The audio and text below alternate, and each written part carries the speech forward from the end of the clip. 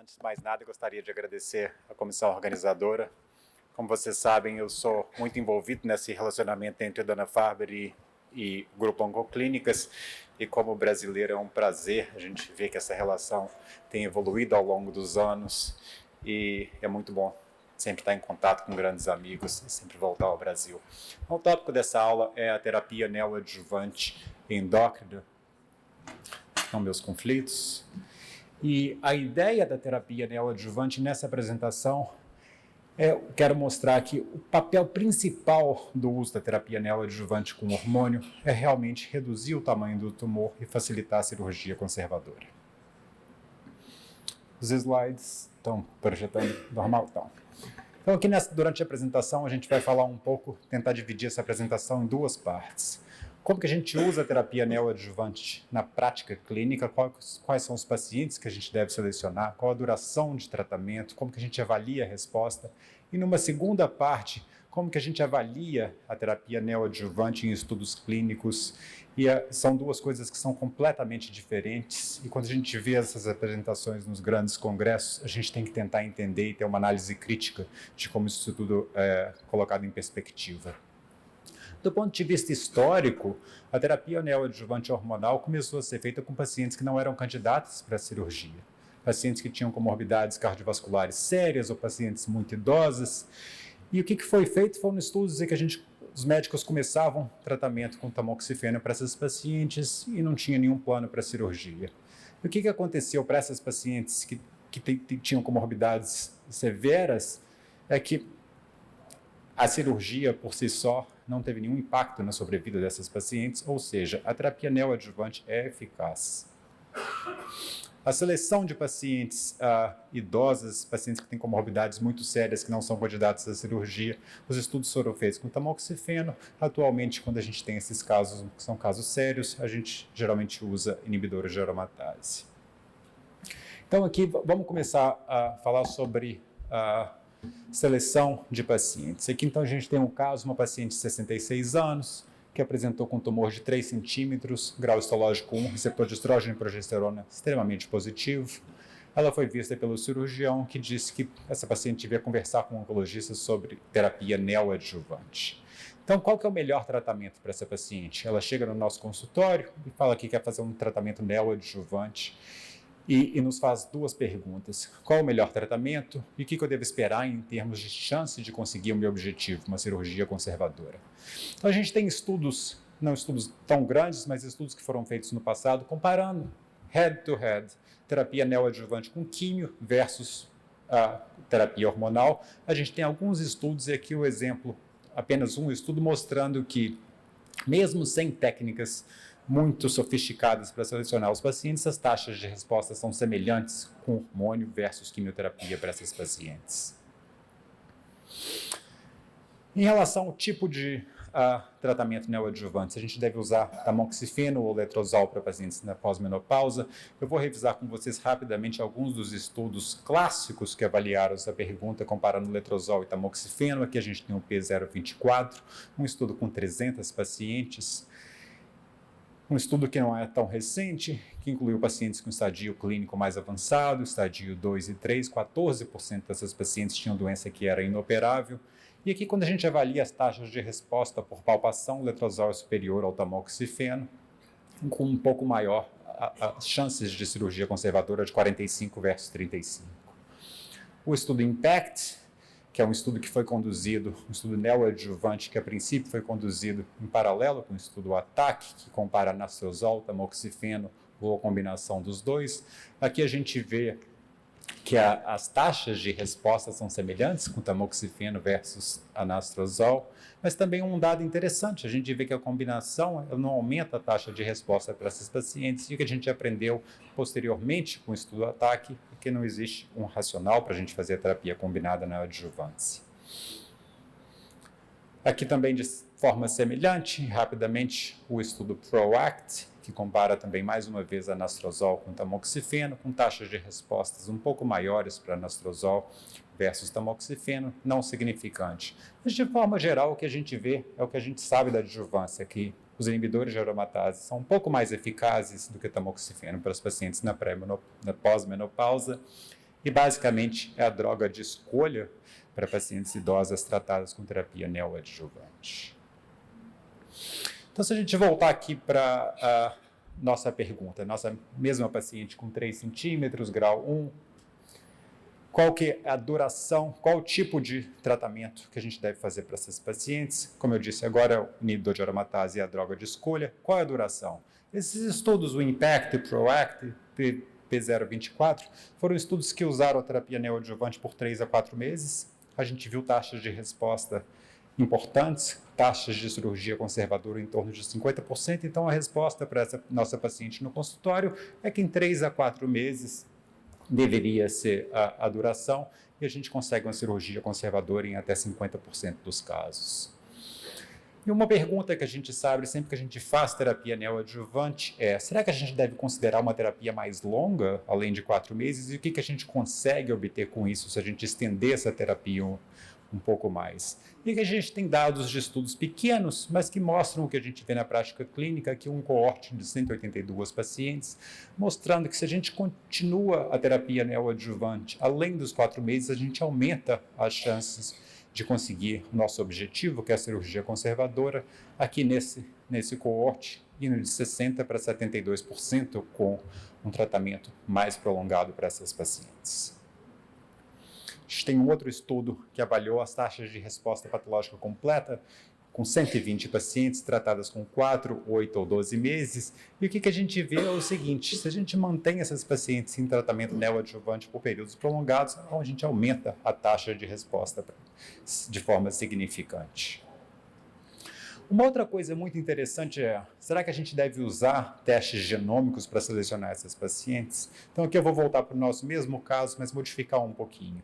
Uma paciente também na pós-menopausa, com tumor do mesmo tamanho, mas agora em vez de ser um grau histológico 1, a gente tem grau histológico 2, receptor de estrógeno 70%, progesterona fracamente positivo, ou seja, variáveis clínicas que nos dizem de forma indireta que é um tumor talvez mais agressivo, talvez um tumor não tão indolente como o caso anterior. E a pergunta é a mesma: o que a gente faz com essa paciente e qual é o papel de testes genômicos? Do ponto de vista prático, se a gente pensar o que a gente consegue obter com uma core biopsy, o tempo de isquemia é muito menor do que o material obtido no momento da cirurgia. A qualidade do tecido é boa. Então, do ponto de vista analítico, o material que a gente consegue em uma core biopsy talvez seja até melhor do material que a gente tenha no momento da cirurgia.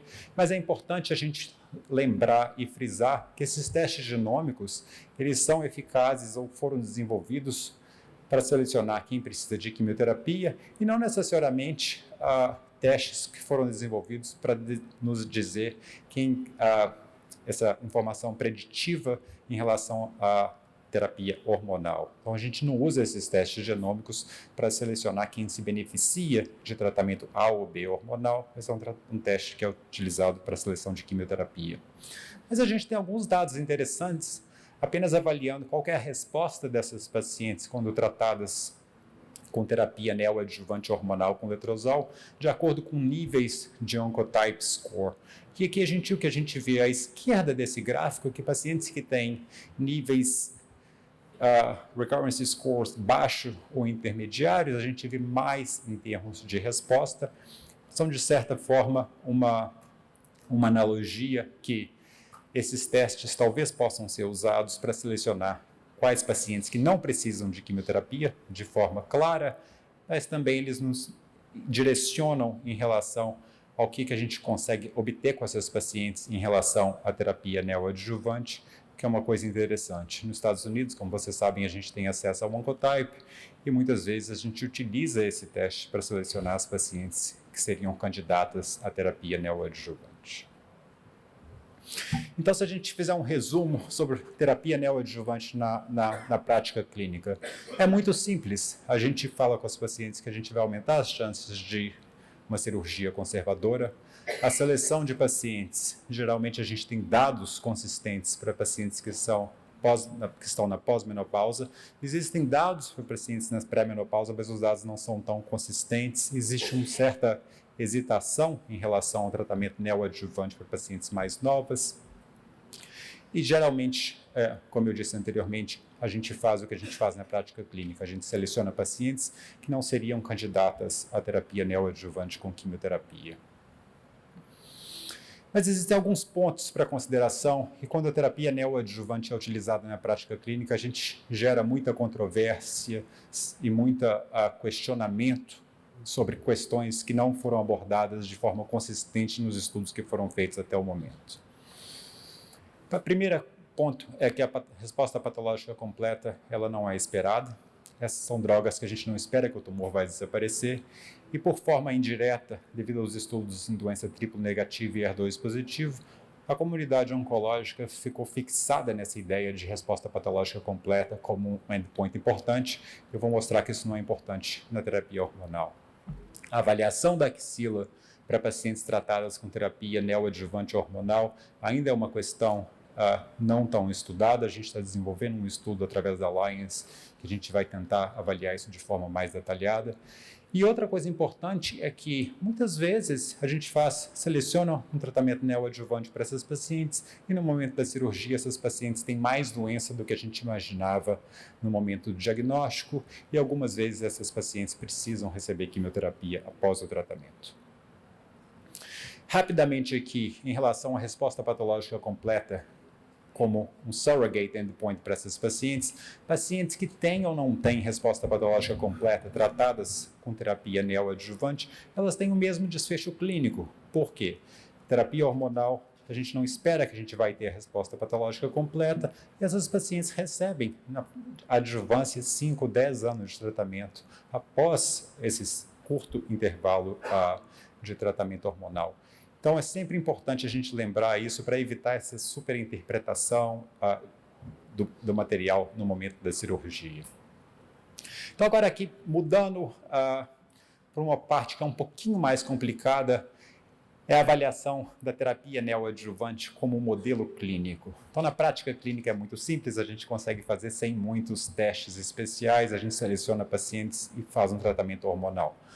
Na parte de pesquisa clínica, é um pouco mais complicado e eu vou mostrar para vocês que esse é um modelo importante para a gente avaliar a sensibilidade a drogas e resistência.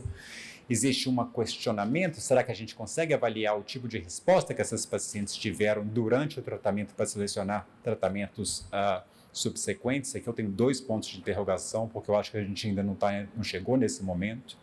E existem diversos challenges, porque a avaliação de resposta da prática na pesquisa clínica é difícil. A gente tem problemas com Ki-67, PEP score, and so on. Então, aqui, a avaliação clínica para pacientes que vão em estudo clínico. A gente tem diferentes métodos de imagem. Existem dificuldades de interpretação, de tumores, como a gente sabe, tumores lobulares, que a gente não tem uma área definida, que a gente tem crescimento difuso, existem dificuldades com ressonância. Então, a avaliação clínica e radiológica que foi usada nos estudos iniciais, ela é um pouco problemática e não é fácil de implementar na prática clínica. A gente tem vários dados que usaram o Ki-67, que é um marcador de proliferação celular, ou seja, um marcador interessante farmacodinâmico em relação ao mecanismo de ação dessas drogas. E aqui no estudo IMPACT, eles avaliaram o Ki-67 em 2 semanas e no momento da cirurgia. E o que a gente viu é o seguinte, a gente consegue interpretar esse valor absoluto de Ki-67 em 2 semanas como marcador preditivo. Essas pacientes têm melhor desfecho clínico se a gente tiver uma redução do Ki-67. Aqui a gente tem a validação de um outro teste que inclui o Ki-67, que é o PEP score, que basicamente isso foi feito tentando agrupar outras variáveis prognósticas em um modelo para tentar identificar o melhor marcador de resposta ao tratamento neoadjuvante hormonal. E basicamente o que foi feito no PEP score, eles ajuntaram a resposta patológica, a resposta de axila e níveis de receptor hormonal no momento da cirurgia e combinaram isso tudo em um modelo simples, como eu coloquei aqui, que inclui essas 4 variáveis, se adiciona pontos para cada uma dessas variáveis e o PEP score basicamente de forma talvez um pouco artificial, seleciona um grupo pequeno de pacientes que tem um desfecho clínico excelente. Ou seja, é um marcador que pode ser usado em pesquisas clínicas, em estudos clínicos, mas a gente tem que entender como isso foi validado e quais são as limitações do método. Então, quais que são as takeaway messages? A gente pode dizer que essas variáveis de Ki-67, elas são validadas, elas são úteis na pesquisa clínica, foram validados em estudos clínicos. Existe a questão técnica, é muito challenging quando a gente está desenvolvendo protocolos que usam Ki-67. Eu estou fazendo um estudo agora no momento, e é complicado, porque você precisa de uma avaliação central, você precisa de uma leitura estandardizada, ou seja, não é uma coisa para ser feita na prática clínica, mas existe um potencial para reproducibilidade dentro de pesquisas clínicas, e existem formas de leituras automáticas do Ki-67 que são recomendadas pelo NCI como um endpoint ok para estudos neoadjuvantes. A gente sabe que a terapia neoadjuvante nos ensinou muitas coisas. Aqui tem um exemplo de um estudo importante que comparou 3 inibidores de aromatase na neoadjuvância, exemestano, letrozol e anastrozol, e basicamente esse estudo nos mostra que os 3 inibidores de aromatase são igualmente eficazes, ou seja, se a gente olhasse de forma retrospectiva, talvez apenas esse estudo neoadjuvante fosse suficiente como forma de entender que essas 3 drogas são igualmente eficazes, e a gente não precisaria fazer estudos grandes comparando essas drogas head-to-head na adjuvância.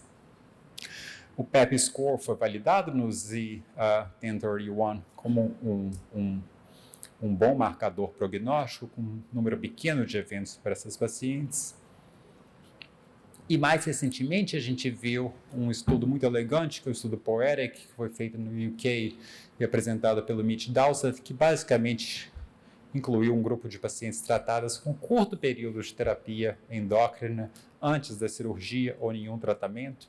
E o que a gente olha, o que a gente aprende desse estudo inicial, desses resultados iniciais, é que se você tem um Ki-67, um Ki-67 baixo baseline, que continua baixo após 2 semanas, essas pacientes têm um desfecho clínico bom. Se tiver high, low, essas pacientes também têm um desfecho clínico bom, aqui mostrado na curva verde, e high, um desfecho clínico inferior. Ou seja, isso é apenas uma validação desse marcador farmacodinâmico como uma forma de identificar pacientes que têm um melhor desfecho clínico. Uma análise crítica desse estudo poderia dizer, talvez essas pacientes são pacientes que têm um oncotype baixo, são pacientes que a gente teria uma informação baseline, que a gente não precisaria dessa avaliação farmacodinâmica, mas de qualquer forma é um estudo importante, com um grande número de pacientes, e eu acredito que o que a gente vai aprender desse estudo POETIC não é apenas essa variação de Ki-67, mas estudos subsequentes que vão poder ser feitos com essas amostras como forma de identificar marcadores de resistência à terapia hormonal. Como eu disse, o ACOSOG 1031 é um estudo importante. A gente tinha um coorte B desse estudo que basicamente selecionava pacientes que em 4 semanas ainda não tinham Ki-67 suprimido, e essas pacientes eram oferecidas quimioterapia antes da cirurgia. Ou seja, o que eles tentaram fazer nesse estudo é avaliar esse marcador farmacodinâmico de resposta à terapia hormonal para tirar essas pacientes da terapia hormonal e oferecer quimioterapia. Mas o fato de uma paciente não responder à terapia hormonal não significa que essa seja uma paciente que seja candidata à quimioterapia. São coisas que não são... A lógica não está muito correta, mas de qualquer forma é o que foi feito. E o que a gente viu com a estratégia é que a resposta patológica completa foi de 5% para essas pacientes, ou seja, muito baixa. E como eu disse anteriormente, o Ki-67 é um marcador farmacodinâmico de resposta à terapia hormonal, e talvez não seja a melhor forma, em 2019, de selecionar pacientes para tratamento com quimioterapia. De qualquer forma, a gente tem um estudo que está em fase de segmento no momento, que é um estudo Alternate, que foi feito pela Alliance, que compara 3 tipos de tratamento hormonal neoadjuvante com anastrozol, fulvestrant ou a combinação, e a gente está esperando os resultados desse estudo. Dr. Burstein deu uma apresentação excelente sobre o papel dos inibidores de CDK4/6, e a gente tem vários estudos que foram conduzidos com essas drogas no tratamento hormonal neoadjuvante. NeoMonarch NeoPawana Trial basicamente avaliaram esse marcador farmacodinâmico KI67, que também é um marcador farmacodinâmico para os inibidores de CDK4/6, e a gente vê aqui de forma elegante que essas drogas são extremamente eficazes. Elas, como que a gente pode dizer, elas realmente hit the target e a gente consegue uma supressão da proliferação de forma consistente nos estudos. O estudo PALLAT foi talvez o maior estudo apresentado até o momento. Tem uma randomização para diversos tratamentos, mas aqui a avaliação é simples. Quando a gente olha as taxas de resposta objetiva com letrozol ou letrozol plus palbociclib, a gente não vê muita diferença, mas a gente vê uma taxa de resposta importante em torno de 50%. E aqui, mais uma vez, a interpretação desses dados de ausência de um ganho significativo de resposta com a adição de palbociclib gerou muita controvérsia, as pessoas começaram a falar talvez essas drogas não sejam tão eficazes, e a minha avaliação em relação a isso é que a resposta, a taxa de resposta não é um marcador importante aqui para esse tipo de drogas. Essas drogas, elas realmente funcionam como se a gente estivesse administrando uma terapia endócrina. A gente tem 20 anos de tratamento neoadjuvante com terapia endócrina. A gente sabe que resposta patológica completa, taxas de resposta, não são os marcadores importantes. A avaliação de eficácia dessas drogas é um pouco diferente e a gente deve evitar essa superinterpretação de uma ausência de ganho de resposta como ausência de eficácia dessas drogas. Eu acho que essas drogas são extremamente eficazes e a gente vai realmente mostrar se elas são eficazes na adjuvância com resultados de grandes estudos como o PALLAS. Como eu disse anteriormente, essas drogas, elas bloqueiam o alvo. Aqui a gente tem a avaliação de KI67 no estudo PALLAS, basicamente mostrando que a gente consegue um aumento do potencial da terapia hormonal quando a gente combina anastrozol ou letrozol com o inibidor de CDK4/6, aqui mostrando com essa variação do KI67. Então, em conclusões, a terapia neoadjuvante na prática clínica é fácil, a gente sabe que é extremamente eficaz, são medicamentos que a gente usa há muito tempo. Não é uma estratégia que é muito utilizada, porque nós, médicos, de forma geral, eu acredito que a gente tende a ter uma facilidade maior para usar a quimioterapia. As pacientes se sentem, talvez, melhor tratadas se estiverem recebendo um tratamento que é muito tóxico, mas é importante a gente lembrar que tumores com baixa proliferação celular, com características que eu diria que são luminal A-like, receptor de estrógeno e progesterona extremamente positivo, grau 1, uma paciente na pós-menopausa com comorbidades.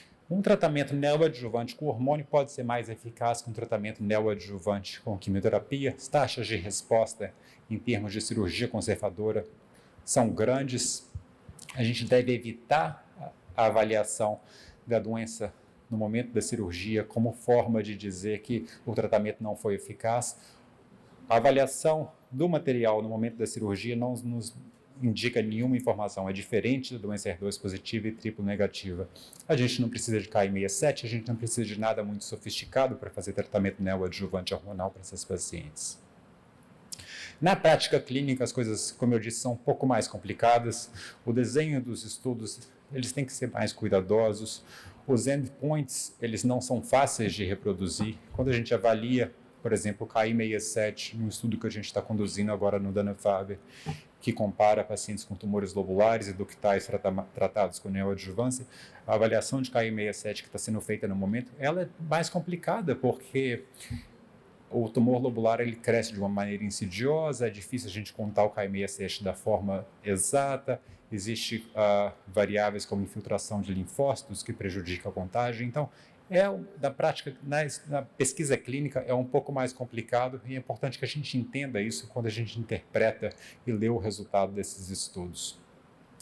Na pesquisa clínica, as biópsias que os pacientes se submetem são muito importantes e facilitam várias das tecnologias que a gente conduz em termos de sequenciamento.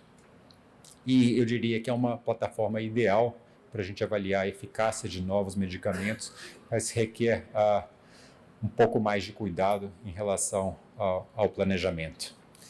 Eu termino, muito obrigado. Eu gostaria de agradecer sua brilhante palestra, foi muito boa. E algum dos debatedores quer fazer alguma pergunta? Doutor Marcelo, por favor. Parabéns pela sua aula, extremamente didática, como sempre. Uma pergunta rápida e prática. Paciente candidato ideal para hormonoterapia, CDI, grau 1, luminal A. Fez linfonodo clinicamente negativo. Fez os 4 meses, cirurgia, mas na cirurgia encontrou 4 ou 5 linfonodos positivos. Nesse caso, você considera quimioterapia, utiliza algum teste para avaliar isso ou pensa em continuar com o hormônio mais um inibidor CDK adjuvante? Essa é uma pergunta ótima e é um caso clássico e real. A gente realmente, muitas vezes, no momento da cirurgia, a gente vê mais doença do que a gente conhecia anteriormente. E por questões certas ou erradas, para pacientes que têm um volume de doença maior, com 4 ou mais linfonodos, muitas vezes a gente oferece quimioterapia para esses pacientes, independente das variáveis clínicas de bom prognóstico. Mas para pacientes que têm em torno de 1 a 3 linfonodos, que a gente sabe que aquela paciente tinha variáveis clínicas que indicam nenhum benefício de quimioterapia, eu me sinto extremamente confortável em continuar a tratá-las com terapia hormonal sem a quimioterapia. Desde que você fez quimioterapia, depois você consideraria inibidor de CDK adjuvante associado ao hormônio? Não, a gente não tem feito tratamento adjuvante com inibidor de CDK4/6 fora de estudos clínicos. A gente realmente tem que esperar os resultados dos estudos que estão em andamento. Acho que a hormonioterapia neoadjuvante ainda é um desafio, né? E um trabalho multidisciplinar. Então, acho que a nossa mastologista poderia fazer algum comentário. Bom dia, obrigada pelo convite. Doutor Otto, eu queria fazer uma perguntinha. A gente, geralmente, para decisão de hormonioterapia, a gente conversa com o oncologista clínico, mas, assim, eu achei bem interessante que você frisou muito bem. A gente vê para reduzir em 50% dos casos que vão reduzir, vai se tornar um tratamento conservador. Mas a gente acaba usando muito para paciente que tem 83 anos, que ela, por exemplo, decide que não quer fazer uma quimioterapia neoadjuvante e tem um tumor localmente avançado. Nesse pool de pacientes que tem, a gente tem, não sei, na prática clínica, a gente tem visto muita paciente com a longevidade, paciente idosa, e às vezes elas não querem fazer uma quimio neoadjuvante. Então, eu queria saber, assim, quando é que a gente decide numa paciente que tem um tumor, por exemplo, no estágio clínico 3B, um tumor localmente avançado, se essa paciente a gente não está pecando em indicar uma hormonioterapia, mesmo que ela vai ter uma resposta, eu não sei qual seria teoricamente a resposta dela. Essa é uma resposta ótima e para pacientes com 83 anos, geralmente com comorbidades, quando a gente tenta avaliar os competing risks, qualquer benefício que a gente teria com quimioterapia, mesmo se o tumor fosse um pouquinho mais agressivo, em termos absolutos, talvez seja muito pequeno. Para essas pacientes, eu acho extremamente adequado oferecer tratamento neoadjuvante. Eu acho adequado fazer um tratamento adjuvante por 6, 10, às vezes 12 meses, avaliar se essa paciente não tem evidências de doença à distância antes de indicar uma cirurgia e tentar mantê-la em tratamento hormonal o máximo possível. Doutor Sérgio, quer fazer uma pergunta? Otto, na tua prática, quando você indica tratamento neoadjuvante endócrino, você usa a biópsia do dia 14 para algum julgamento sobre continuar ou não continuar o tratamento? Tem alguma utilidade, digamos, se o KI67 não baixar na biópsia do dia 14, ou você nem faz a biópsia? A gente nem faz a biópsia e nem avalia o KI67 baseline ou no day 14, porque basicamente essa informação ela é útil na pesquisa clínica e nos mostra quais são os pacientes que têm uma probabilidade talvez de ter um desfecho clínico melhor. Mas essa informação se a gente trata uma paciente na prática clínica, faz um KI67 no D14, se esse KI67 não baixou, a gente não sabe o que fazer. A resposta ao que fazer é continuar com o mesmo tratamento.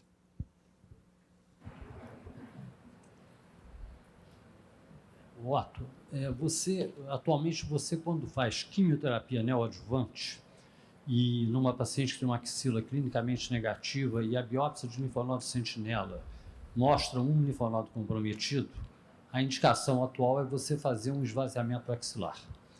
Se você faz uma hormonoterapia neoadjuvante numa axila clinicamente negativa e a biópsia de linfonodo sentinela é positiva, esse raciocínio vale também ou você pode ser um pouco mais conservador? Essa é uma pergunta excelente e é um dos questionamentos e debates que a gente está tendo no momento agora, no planejamento de um estudo neoadjuvante que a gente vai fazer através da Alliance, porque o racional é, se você não vê muito em termos de resposta patológica completa ou de resposta objetiva no momento da cirurgia após o tratamento hormonal neoadjuvante, talvez a avaliação da axila no momento da cirurgia possa ser feita como foi feita no Z11. Mas essa é uma questão aberta, é uma questão que vai ser proposta em um estudo prospectivo. No momento, a gente não tem dados para tratar essas pacientes dessa forma, mas a hipótese talvez seria essa. Talvez essas pacientes não necessitariam de uma dissecção axilar, o que atualmente é a conduta padrão. Uma última pergunta da plateia. Otto, eu gostaria de saber, em estudos no cenário metastático, a gente já tem alguns dados da correlação do PET marcado com estradiol, tanto para sensibilidade quanto para avaliação de resposta. Você considera, no cenário neoadjuvante, uma possibilidade para a gente utilizar essa ferramenta? Obrigado, é uma pergunta ótima. Eu diria que o PET com estradiol talvez seja uma estratégia boa para ser utilizada no âmbito de pesquisa, não na prática clínica.